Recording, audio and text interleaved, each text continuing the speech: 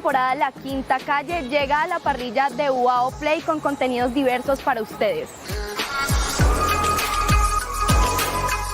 Todos los jueves a la 1:30 de la tarde después del noticiero 90 minutos, emisión central.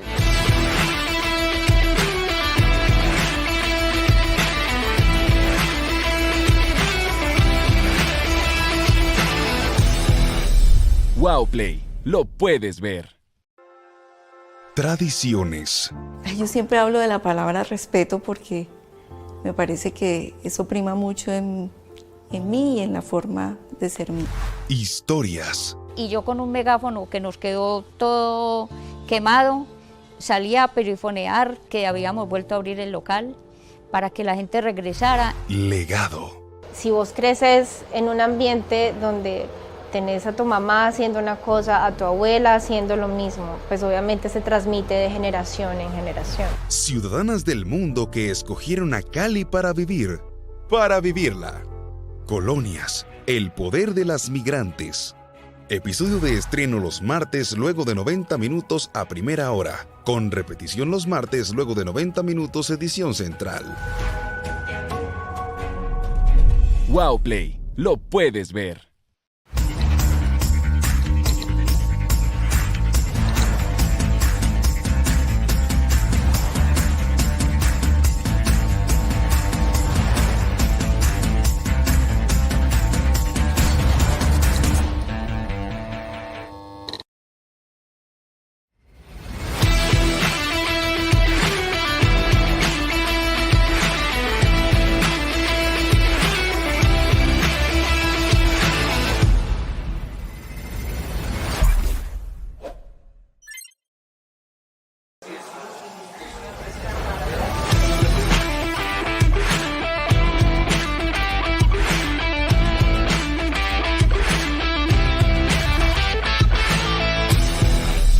UAO Play, lo puedes ver.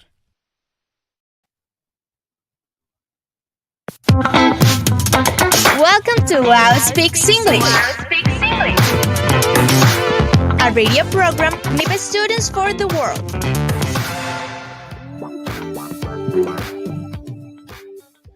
Hello, good afternoon, bonjour. Welcome to a new episode of UOA Speaks English. My name is Manuel Nocua. I'm a professor in the Languages Institute at Universidad Autónoma de Occidente. Today, we have a very special program from the heart of Toronto.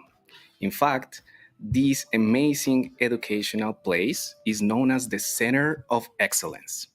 Let me welcome the amazing, the outstanding Canadian crew.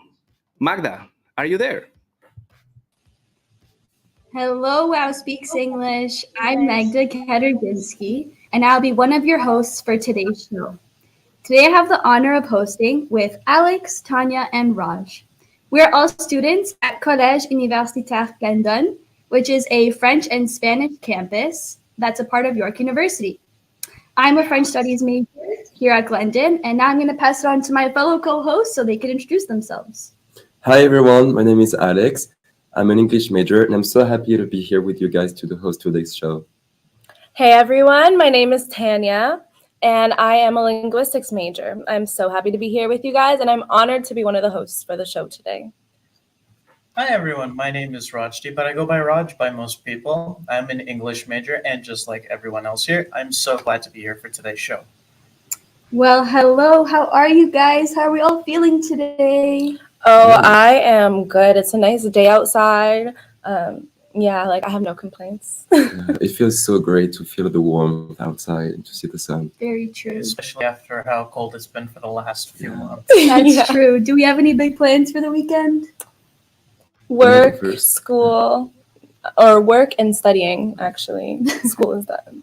Yeah, actually I do. I'm going to Mexico in like 2 days. That's awesome. I'm just working and studying. Well, awesome, guys. So we've heard that we have a couple of students in Colombia joining us today. And we also heard that Colombia had an entire week off for Semana Santa. So Sebastian and Valentina, how was your Semana Santa? Hey guys. Hello, how are you? Okay. So yeah, actually, my Holy Week was pretty, you know, just for relaxing at home, chilling, and that's it. Actually, not a very big trip or something like that. Yeah. What about you? Yeah, for me, this Holy Week, I was resting at home, and that's it. Only resting at home and eat a lot. Yeah, eating a lot. Hey guys, how are you? And what about you? Do you have Holy Week in Canada? So sadly, we don't have Holy Week, but we get the Friday off, so Good Friday, and the Easter Monday off as well. Yeah. For us, it's just Easter and two days off. Okay, it's something, you know. It's not the same. Okay, today Sebastian and I met you at the UOA campus to interview some people and find out what they know about Canada and its culture, right? So Yeah, more exactly, we want to know how much people know about Canada and the languages they speak there, you know. And so we will start with, let's check actually. um, yeah, here we have some members from the WOW students. So yeah, let's start. okay. Can you hold the camera, please? Thank you. Okay. So yeah, hello. We are with Sergio Vasquez. Hello, Sergio. How are you? Fine, thanking you. Can complain. What about your Holy Week? It can be better. Okay, nice. So I have a question for you. What are the languages you think Canada speaks? I think English. English and any other maybe? Who can it be? I don't know. French. French. Okay. Right. Thank you. So the next one is what do you know about Canada? Absolutely nothing. Okay. I mean maybe that is freezing there or something like that. Yeah, I hear it. It's a cold place, but I don't know much. Okay. Thank you. So can we go for another student? Thank you, Sergio. Okay. So right now we are moving into the campus, finding some other students. My partner Valentina got one, so I'm going to travel to there. Okay. Okay. We are with. Okay. Acá. Okay. Hello. We are with Isabela. Okay. Hey, Isabela. I have a question for you. What do you know about Canada? So I know that Canada brings so much opportunities to people from all the world. Okay. And what do you think about what languages they spoke? I really don't know. I maybe suspicious English. Okay. And do you think other one? No, I really don't know. Okay. Thank you, Isabella. Okay. We are search more people here, and I think for this way. Oh my gosh, it's many two people, but I think this guy. Hey, hello. Okay. Please stay. Okay. Okay. Hello. We are with. What is your name? What? Your name? Santiago. Okay. Hey, Santiago. I have two questions for you. What do you know about Canada? I know that it's a country where you can go to achieve your goals. It's a developed country, and we can go to study, make arts, make whatever thing. Okay, perfect. And the second one is, what do you think the people in Canada, what languages they spoke? Okay, the languages is French and English. Okay, perfect. Thank you so much, Santiago. And I think another one, and that's it. I'm sorry for my finger. In this moment, we are in the cafeteria. I think this guy maybe. Hey guys, how are you? Okay, you can stand up. Can you stand up, please? Okay. Okay, guys. Hello, what is your name? Alejandro. Okay, Alejandro, I have two questions for you. What do you know about Canada? Well, I know, but I know a lot of people say they have really nice people, that they have a really rich culture, and that is really cool up there. Okay, that's right. And the second one is, what do you think? What languages? I can speak English and French, depending on the weather and where you go, and know anything else. Perfect. Thanks, Alejandro.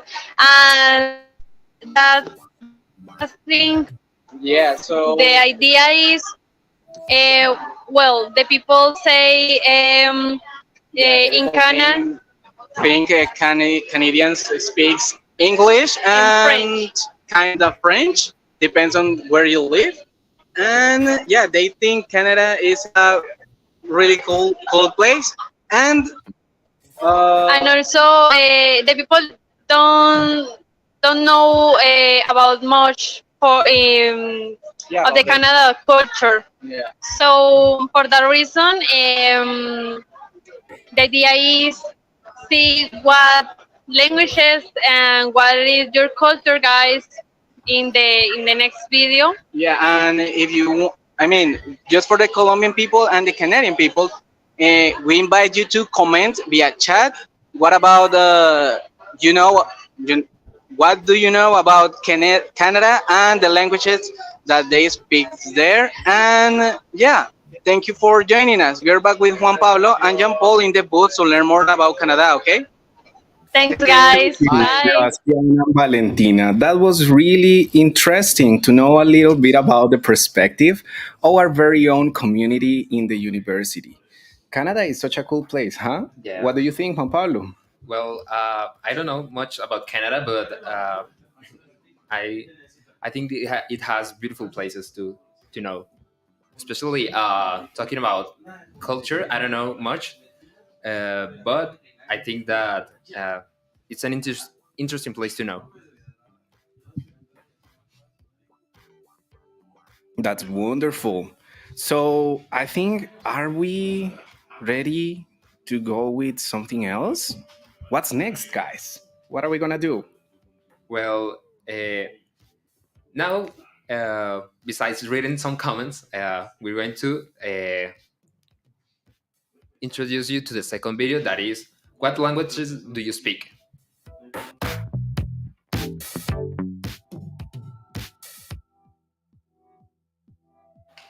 Hello, WOW Speaks English. We are students from York University's Glendon College. Welcome to our grammar course for teachers titled The Nuts and Bolts of English. And we want to show you some of the languages that we speak here in Toronto. What languages do you speak? Hi, I'm Alex and I speak French, English, and Italian. Hi, I'm Tanya. I speak English, Jamaican Patois, and some French and some Italian. Hi, I'm Magda. I speak Polish, English, and French. Hi, I'm Esther. I speak Tamil, English, and French.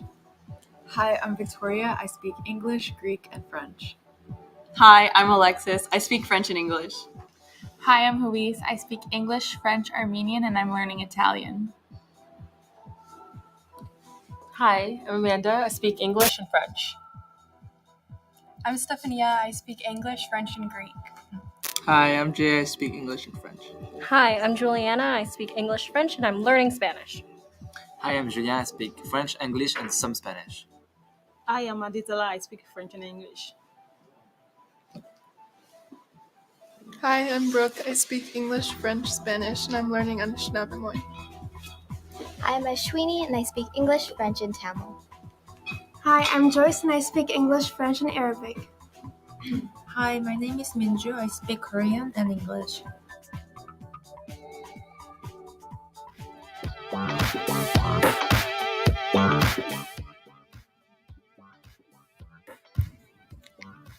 So we're ready for our next part, right? So what's next, guys? Well, it's really amazing to see how diverse Canada is. It might be such a challenge to be able to communicate an idea in the right way to someone who doesn't speak English as their mother tongue. Certainly loved how all of you speak more than language. God, in my defense, I speak a little bit of French. Là, je me peux pas, j'ai 17 ans, je ne parle que peu le français. But it's not as good as my English nor my Spanish. Okay, next we are having our tip talk section, which is made of a lot of facts about Canadian culture and to the languages spoken there that you will surely like. We also have an invitation, right, Juan Pablo? Yes, What is it? we also encourage you to follow us on all social media. Remember that you can subscribe to our YouTube channel, that is the Universidad Autónoma de Occidente channel, and we're going to read all the comments through the program. So we invite you to participate through the chat. And also, don't forget to fill the attendance list. Are we ready for the next part, guys? Let's go.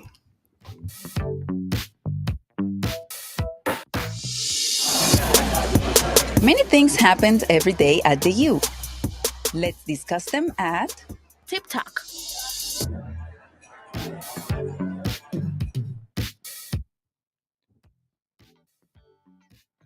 Magda, are you there? Hello. So it was interesting to see that everyone's view of Canada and what they think about our language diversity pretty much consisted of French and English. But for today's Tip Talk, we do have some facts about our language diversity and what it truly looks like to be bilingual in Canada. Did you guys know that according to Statistics Canada, in 2021, the census that was taken, 40% of Canadians can conduct a conversation in more than one language. And that 1 in 4 Canadians know at least more than one mother tongue that is not French and English. Wow, that's so impressive. It's like 25%, but I think that less than 18% actually do speak both English and French. You know, it's easy to think that bilingualism in Canada means that most people speak French and English, but in reality, at least in big cities like Toronto, more than 200 languages are spoken from around the world. That many languages? Mm-hmm. It must mean each speaker can at least fluently speak 2 languages. Well, not exactly, because the notion that bilingualism means to know and speak a language fluently is simply inaccurate. Yeah, this idea comes from the colonized mindset of the monolingual native speaker. Unfortunately, people have the tendency to forget that when a person knows more than one language, their language repertoire impacts their way of thinking and learning. Our repertoire extends past the languages we know and can be applied to other subject areas. To put it into simpler terms, a language repertoire is the idea where we group all the languages, words, and ideas we know from different languages, and we use them all together as one for our benefit. Great point, Magda. You actually reminded me of a term known as translanguaging. When one uses their full repertoire of languages to assist in their communication and overall language learning. Translanguaging, huh? I think I've used this concept in some of my second language classes, but I couldn't really remember it until now.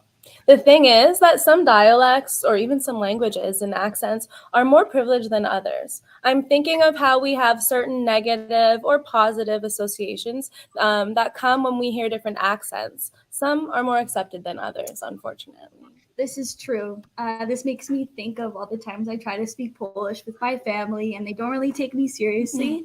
They think my accent is funny and cute, but having an accent really just means that I speak more than one language. That can be frustrating. At home, whenever my family does the same thing, whenever I can't use the proper accent. And even in my some of my French classes, my professors will correct me every single word on my accent. And it makes it really difficult for me to communicate without worrying about getting it wrong. And it's too bad that the standard is perfection, when in reality, an accent is just a representation of the other languages we hold in our repertoires. Yeah, you're right. I think the standard of perfection comes from the monolingual native speaker that our society unfortunately privileges.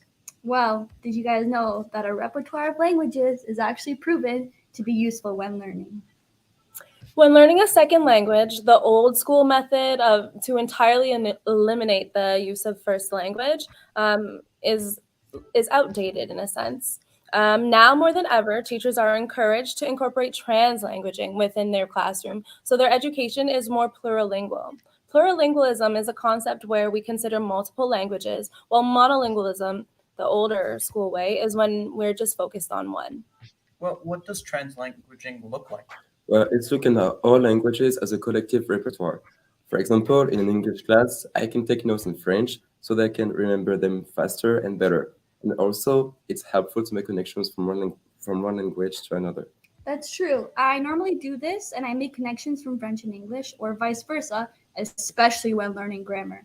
I often find myself comparing both languages when learning either language, and I use them to my advantage.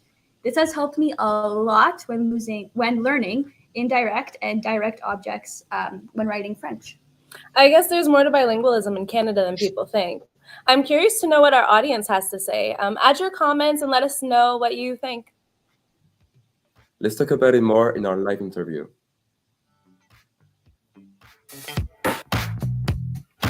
Hi everyone, my name is Jay, and today we'll be interviewing Professor Ian Martin about bilingualism and plurilingualism. I'm a professor in the English department at London College.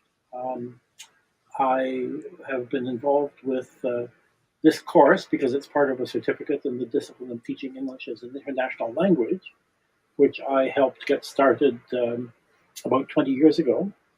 And as we were just talking, this course, Nuts and Bolts, is an integral part of that.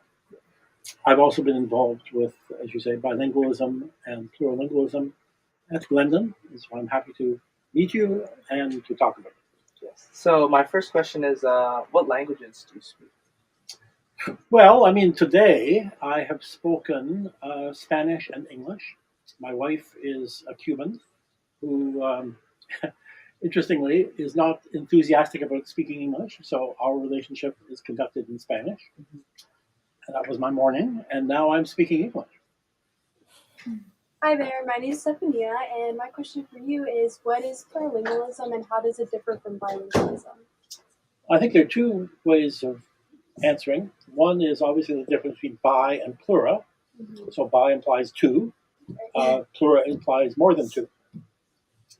And the second reason, I guess, that we would distinguish is that very often bilingualism implies two monolingualisms, rather than looking at the interaction between the two languages that are being described.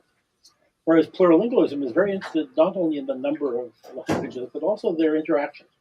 They're in contact with each other. And very typically, a person who would describe themselves as plurilingual would use different languages for different purposes. For example, in my case, as I said, I have a family life which is in Spanish.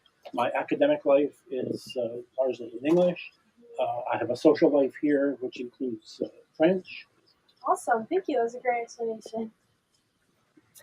Hi, my name is Emma, and my question for Professor Ian Martin is, when I learned French, the teacher was really adamant to using the target language, and how do you think that helps in the classroom? Well, that's a very good question, Emma, because it often is the case that language teachers believe that they're doing their students a favor by giving them lots of input in the target language, and the more, the better. But what they don't perhaps realize is that when we speak a language, the rest of our languages don't suddenly disappear. They're always there, and I'm sure that even in a French-only classroom, an Anglophone student is, as I mentioned in my plurilingualism answer, dancing back and forth between English and French. Not speaking English, perhaps, but running syntactic patterns in English and seeing whether they compute in French. In other words, using English as a kind of crutch or scaffold to improve their understanding of French. So I guess I would be interested in seeing whether that teacher has had any experience with the benefit of using English in a French language classroom. It's a great answer. I agree, thank you.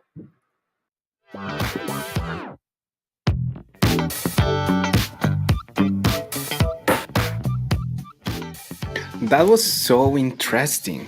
That was such a cool interview. What do you think, Jean-Paul? Yeah, that was great. Thank you so much for the interview. Taking up Professor Ian's answer, getting a lot of input in the target language. For example, if you are learning English, might be confusing for you. Maybe because you first try to translate what you hear into your first language, process it in your first language, and then provide an answer in the language you're learning. So we are often told that we must think in English or the language we're learning, but that's not a thing that happens in the next morning when you wake up. So something that worked for me was to try to picture myself as a kid who was born in an English speaking country and can translate words to another language they don't know. So they have to learn what that thing means, link it to a picture. So hence, if you try to learn the meaning or definition of a word or in the language you're learning and link it to a picture in your mind, it's probably you will develop a strong ability to build ideas in that language. Um, Maybe you then will forget how to say things in your first language, but you know how to say it in the language you're learning. Have you ever felt that you could easily explain something in English or other language, but not in Spanish or your first language?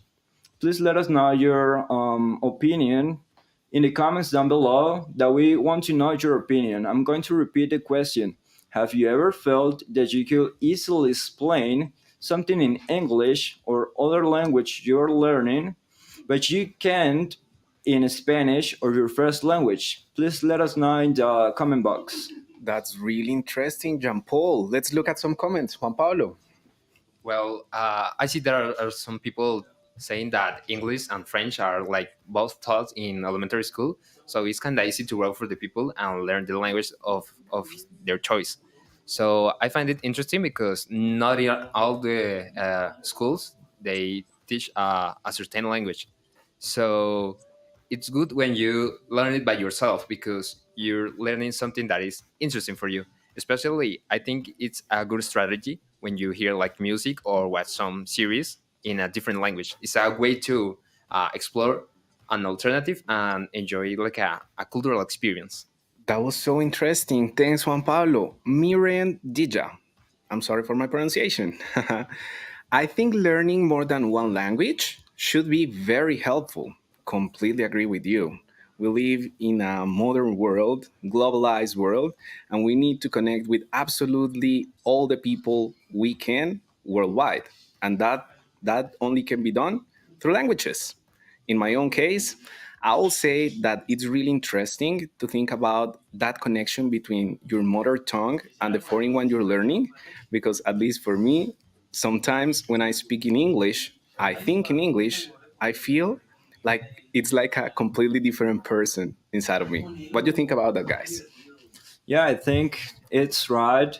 Maybe you can mix up your languages, the language your first language and the language you're learning, and maybe you can forget a word in Spanish or or your first language, but you remember it in the language you're learning. So it might be good.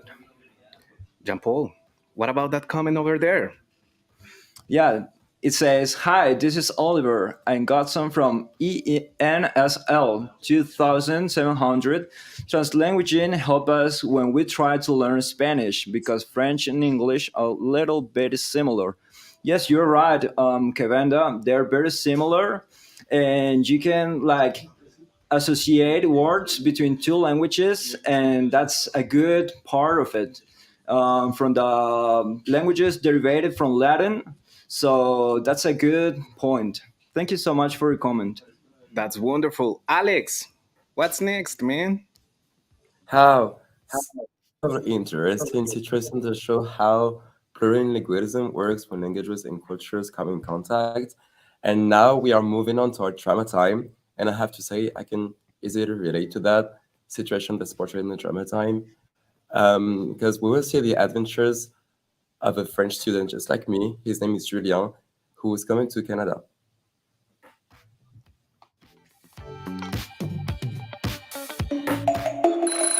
Waking up early, taking the bus, studying for midterms. Oh no, it's raining again. This is Drama time! Salut papa, salut maman, je viens juste d'arriver à l'université. Le voyage s'est super bien passé. Et c'est incroyable, tout est écrit en anglais et en français. C'est vraiment un pays bilingue. Je vous envoie des photos dès que je peux.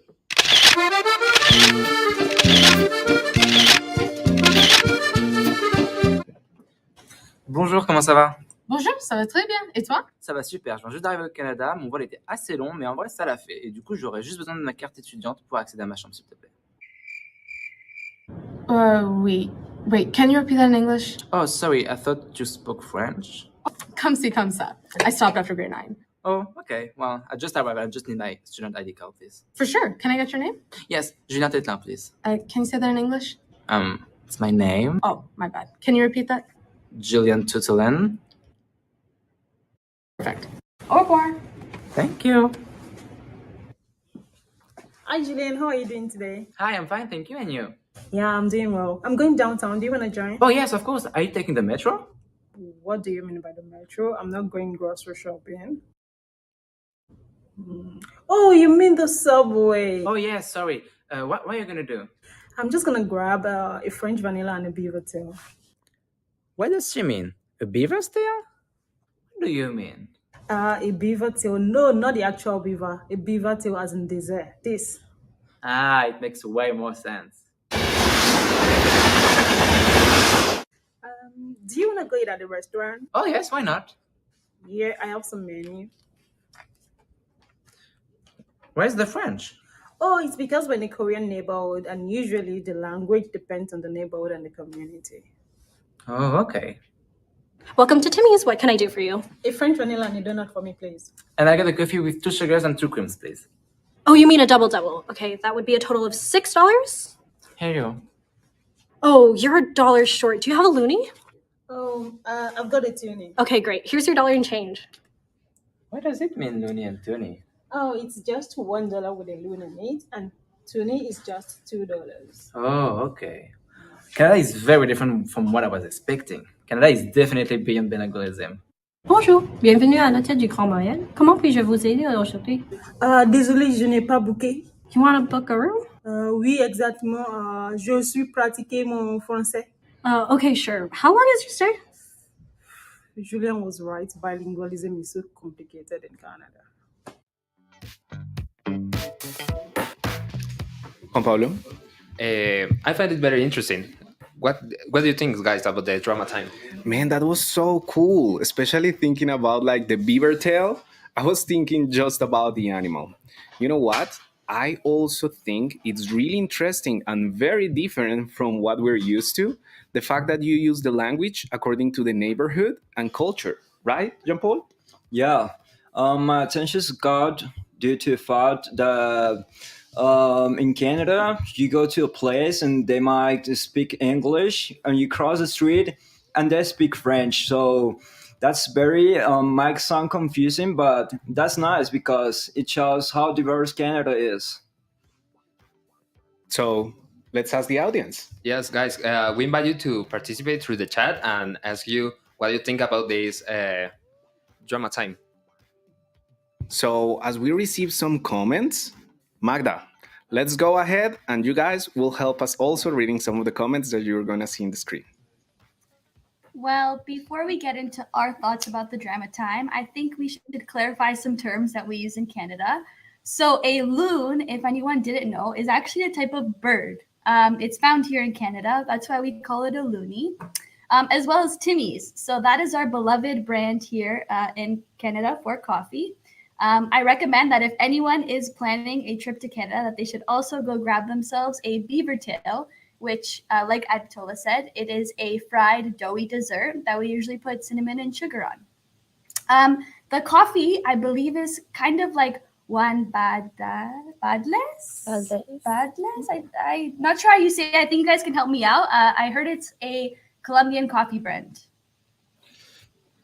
Which one? I think she means Juan Valdez. Yeah, she's referring to Juan Yes, Valdez. yes. That's the most known brand for sure. I before we move on with the comments, I have one question for you guys. You were speaking about the dollar and $2 coin, right? So we saw it in the video, but I wasn't able to see the animals. What do you have in your coins, guys? So on the $1 coin is the loon, which was the bird I was talking about. It kind of looks like a duck. Mhm.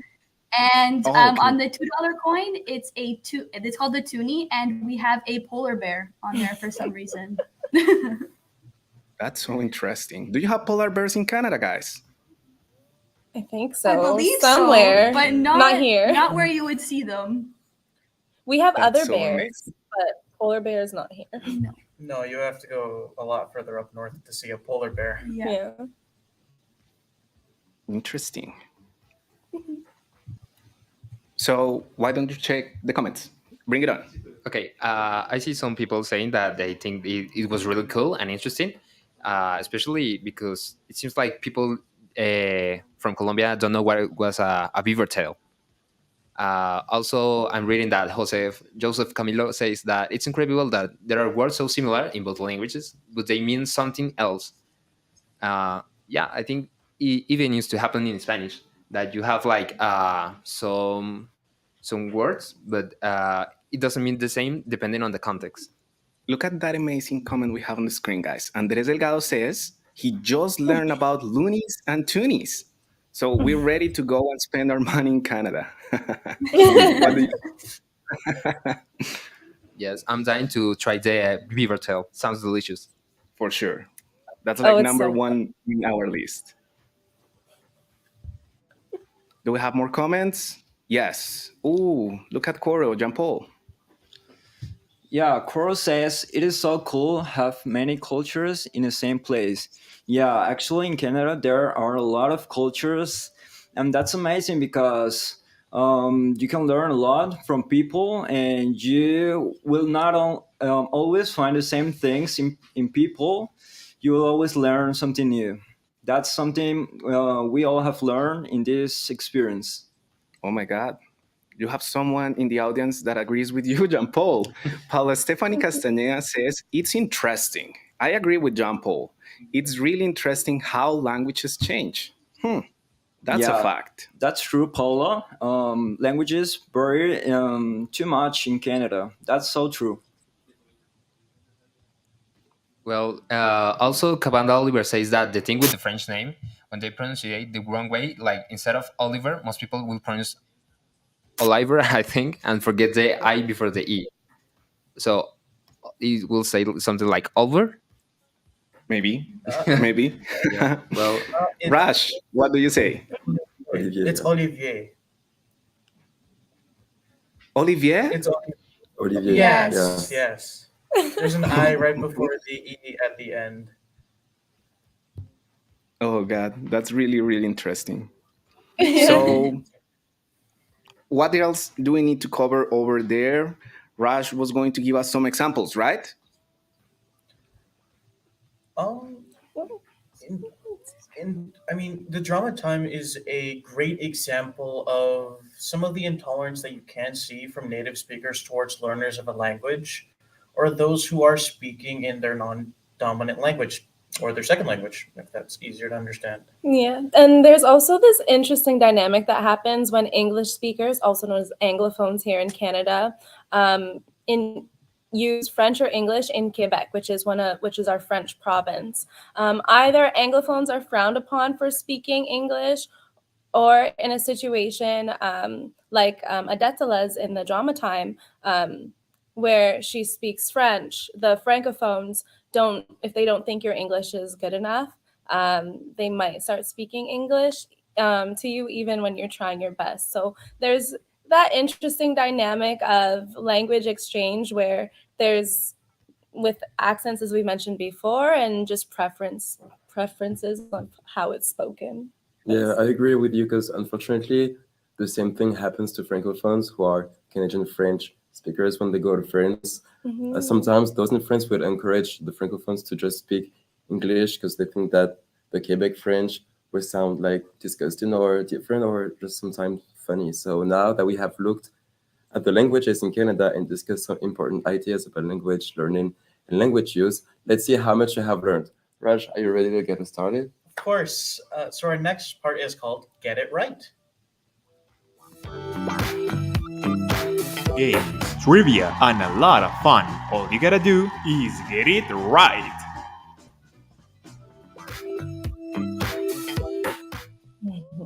So we have created a few trivia questions on bilingualism and languages spoken in Canada.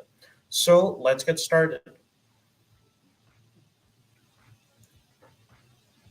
For question one, I want to ask how many people in Canada can have a conversation in English and French? Is it 5.5 million people, 6.1 million, 6.6 million, or 7.1 million? Please let us know your answers in the chat. Oh, someone says over there 5.5 million. True.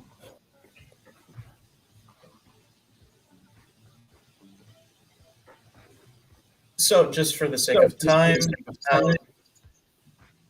I'll continue to the correct answer. It is C, 6.6 million people. In 2021, a census was taken, and over 18% of people in Canada could have a conversation in both English and French. But this also includes people who speak other languages as well. Like we said earlier, more than 40% of Canadians can talk in both in a different language besides English and French. Talk about diversity. All right, let's go on to question 2. So this is a true or false question. So bilingualism in Canada, does it mean that we can only speak English and French fluently and they are equal, or is that false?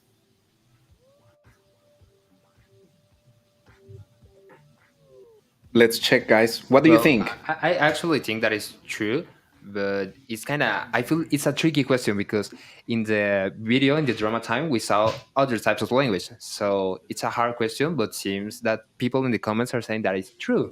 So I'm going to go with true too. What do you say, Jean-Paul? I think the opposite, because maybe people from different province, I think is certainly that, speak different languages, but they don't necessarily need to speak English and French the same equally fluently. So I think that's false. They may speak English and French equally fluently, or they could speak more English, less French, or the opposite. Great. So, you see, Jean-Paul, many people say true. Go ahead. Sorry. Jean-Paul, no worries. Jean-Paul, you were right, actually. It is false. So this is a common assumption about bilingualism, but bilingualism does not mean that you have to equally be fluent in the two languages. The notion pretty much means the notion of a perfectly bilingual person doesn't really exist. So while French and English are both official languages of Canada, Canadians speak a variety of languages in a variety of quantities. From knowing one language to being multilingual, there's a lot of diversity and language repertoires that are used in Canada. All right, so let's move on to question number 3, which is, which group of words reflects the type of English used in Canada? Answer number 1, loony, timbit, tsuni. A. Answer number 2, loo, jumper, and bloke. Answer number 3, behavior, cutter, and otter. And answer number 4, maid, lorry, and rubbish. What do you think, guys? Juan Pablo. I think that this is easier because you don't have just to try to understand more than the text says, because we saw a little bit in the drama time. So I'm gonna go with the A. But okay. I have the question with the timid. So I want to know the answer. Okay. So for sure, our crew back in Canada, they're going to let us know. Let's so check. the correct answer.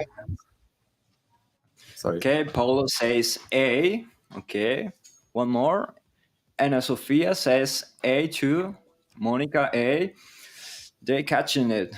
El Checho says A2. So please, Canadian team, could you tell us the correct answer, please? Yeah, so you're all right. The correct answer to the multiple choice question is A. So it's Luni, Timbit, Tuni, and A. Because indeed, this group of words reflects the type of English used in Canada because they're uniquely Canadian English words. Luni, as we saw before, refers to the $1 coin in Canada, which features an image of a loon, like it's a type of bird. Tuni, on the contrary, is the $2 coin in Canada, and Timbit is a small donut ball sold at the Tim Hortons. A is an interjection commonly used at the end of a sentence in Canadian English to express agreement, to seek confirmation or clarification. And the other answer choices do not reflect Canadian English. Lou, jumper, and bloke are more commonly used in British English, and behavior, color, and other are commonly used in American English, and mate, lorry, and rubbish are more commonly used in British and Australian English. Alex, I have a big question about the Timbit. Man, I know it's like a kind of dough, but I don't understand. Could you please give us like a deeper explanation about it? To be honest, I've never had a Timbit. What I was here in Canada was like small balls of like made of dough. There's like sugar on it. It's like a tiny donut. Yeah. So a donut has a hole in it. Think of taking out when you take out the inside of a donut, you're making a Timbit. That's basically Okay. donut. Just the small donut. So They put whatever toppings. and what do you put on top of it, guys? Nothing. Or if Nothing? You just put it Or I straight? mean- No sugar? Well, Maple syrup? they have a birthday cake flavor, chocolate. Yeah. They're more flavored. Like it's you can get like a chocolate flavored one, a sprinkled flavored one. I guess that one has something on it, or like apple cinnamon. So it's just basically a donut flavor, like a donut, but a small ball of a donut. Bite-sized donuts. I have a question. Can you buy a Timbit with a loonie or with a toonie? Perfect. That's it, a bite-sized donut. So how much do you pay like for a box? Do you buy like a box? 12 Timbits? Or how do you buy that?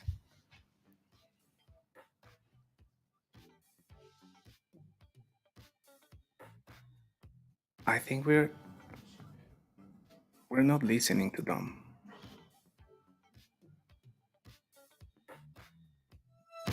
Okay, so as we check what's going on with the sound, guys, Santiago, let's just go ahead with question 4.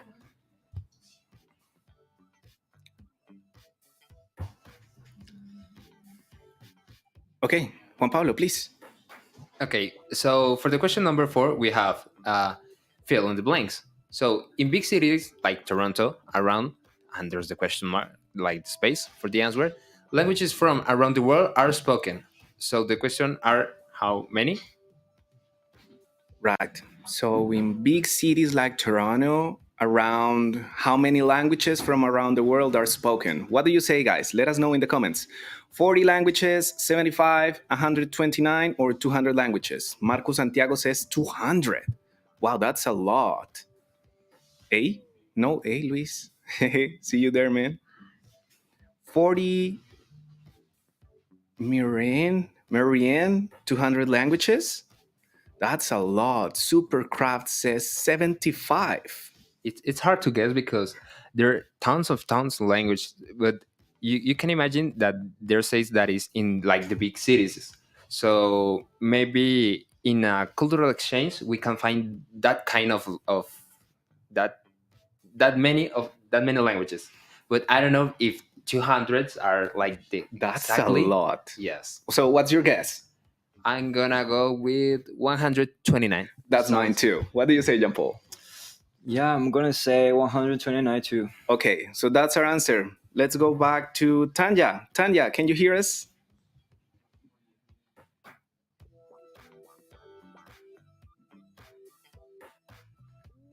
It seems like you can hear us, but we can't hear you guys. Okay, So, we have to let you know the answer for this question. In fact, in big cities like Toronto, more than 200 languages from around the world are spoken. Just imagine that intercultural experience. It's so interesting, right? Yeah, I think it's kind of cool. But also, people in the chat were like not so agree because there were tons of different answers. There were people saying that 75, 200, 129. So I think it was an answer that nobody was expecting. Okay, yeah, it's a big, big number. Wow. Let's just go ahead, Santiago, with question 5. Jean-Paul. Question 5. Choose the right answer. What are the top 3 languages spoken in Canada after English and French? Is it Mandarin, Spanish, Arabic, or Cantonese, Tagalog, and Korean, or Cantonese, Mandarin, and Punjabi? Question 5. Yeah. Let's repeat the question. Okay. Choose the right answer. What are the top 3 languages spoken in Canada after English and French? Do you think, guys, is it Mandarin, Spanish, and Arabic? Or maybe Cantonese, Tagalog, and Korean? Or Cantonese, Mandarin, and Punjabi? Please let us know your answer in the comment box. Wonderful. So, as we receive some answers, why don't we invite everyone to join us in our social media, guys? Of course, remember that you can subscribe to this channel that is the Universidad Autónoma de Occidente's official channel. So we have some special programs for the rest of the weeks. So we invite you not only to this one. We're having tons programming coming. So we invite you to stay alert and active the notifications to we will remember the YouTube will remember you when we're gonna be live. Yeah, we even have like almost 100 people watching us today, guys. Yeah, we also encourage you to follow us on Instagram, YouTube, and Facebook as WOW Speaks English. Remember, UAO WOW Speaks English. And make sure you're already subscribed to our YouTube channel of Universidad Autónoma Occidente, so you don't miss any of the awesome programs we have prepared for you. Yeah, because this is just starting. So I was checking some of the comments and I would like to take a little time just to greet all my students. Hello guys, I've seen your comments. Please stay connected. And I was reading Samuel's answer. Samuel said Cantonese, Mandarin, and Punjabi. What else? What do you think? Let me check those comments, please. Teacher Rocio. I'm reading Adom Diar Yaya that says Mandarin, Spanish, and Arabic.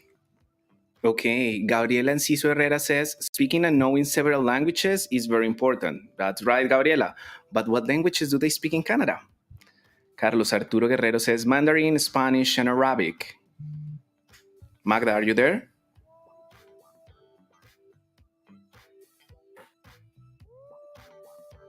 Nope. So let's check the answer for this question. Adom Dear Jaja, Mandarin, Spanish, and Arabic. Well, guys, we have to let you know that the third option is the correct answer. And we're about to give you the top 5 languages spoken in Canada. So in first place, we have English, French, Mandarin, Cantonese, and Punjabi in 5th place. Let's just go ahead with question 6. Question 6 says, fill in the blank, literature. What concept is this? We have a blank, and then it says, the concept of using all the languages we know to communicate, learn, and use a particular language. What concept is this? Let us know in the comments. The concept of using all the languages we know to communicate, learn, and use a particular language. I remember that we saw a few that are not only bilingual, but we also see plurilingual, and there were other options. So we invite you to investigate a little bit and remember what we see at the interview with the Professor Ian. So he was telling us about that. and his experience with his wife, because I actually find it interesting, because I don't know how is that experience talking to another person and maybe knowing that person, but in his language, not in your native language. So how can we call that? And he said that her wife didn't like that he spoke English, right? So they have to keep speaking in Spanish so she could understand what he said. So that's very like curious, like a little bit funny, because maybe you are saying something in English and your wife says no, say it in Spanish, or you say, hey, bring, please give me the cheese, and she says no, es queso. So that's very funny. That's true, man. Well, in fact, we just got an answer, but I wanted to give them a clue before that. It's related to a transition, right? Yes. So Diana Romero says universal language. Maybe? What other Miss Paula choices? Stefania says polyglot. Samuel says Maybe. language interference or language transfer. Okay. I think they're getting close. Yeah, me too. Yeah, I see a comment here of Andres Delgado who says translanguaging. Did we talk about this concept, guys? Polyglot.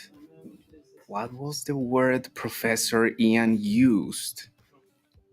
Teacher Rocio, can you please show us the right answer in the comments? We have that the answer, tun tun tun. Thank you, Ana Sofia. It's translanguaging. You're right. Good job. So, and that was the last question of the Get It Right section. Guys, well, we are about to close today's program.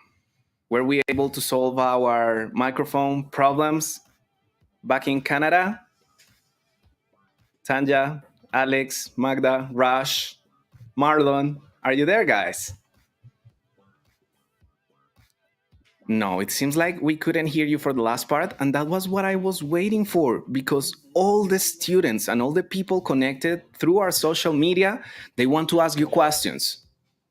So I think this is going to be like an opportunity for another program, maybe, guys, that you can tell us like your very own perspectives, because trust me, I'm sure everyone in here want to know more about your amazing, great, outstanding country. What do you think, guys? I think that people also could leave the question that they had in the comment section, because actually Canada has tons of interesting places to know, just not by languages. Also, we know about some desserts, some food, uh, even money, some expressions. Uh-huh. I agree with you, man. So we're about to finish our program. I'm so sorry we couldn't hear you anymore, guys, but it was our pleasure to have you here. So we would like to thank everyone who had a part in making today's show happen. A special thanks for you guys in Toronto. You're welcome here in Cali whenever you want to visit. Just remember, Cali is the capital of salsa. So if you want to learn how to dance, you're welcome. Jean Paul. I'm sorry, Jean Paul. Juan Pablo. Guys, so that's it for today. You were correct also, because Jopol is also like the translation of my So English, Spanish, Spanish, English. Yeah. even French. That was so good. Thank you so much for joining us in this program. We're here. We enjoyed a lot to share with you this experience, and we're hopefully hearing from you in the next opportunity. Marlon.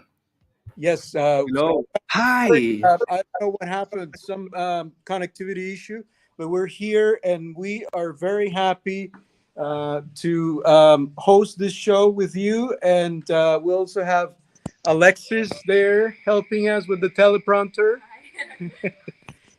And it was a wonderful show. If you want, you can leave questions in the comments and we'll answer them. Okay? We'd also like to Thank you. our fellow 3595 classmates. They weren't hosting with us, but they put in a lot of work to make this show. So thank you. Thank you. Thank you. Thank you, everyone. All right. That was awesome. Thank you, everyone. Thanks. See you next week. Okay. Bye.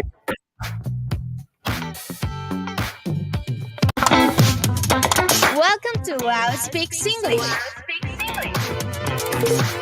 a radio program made by students for the world.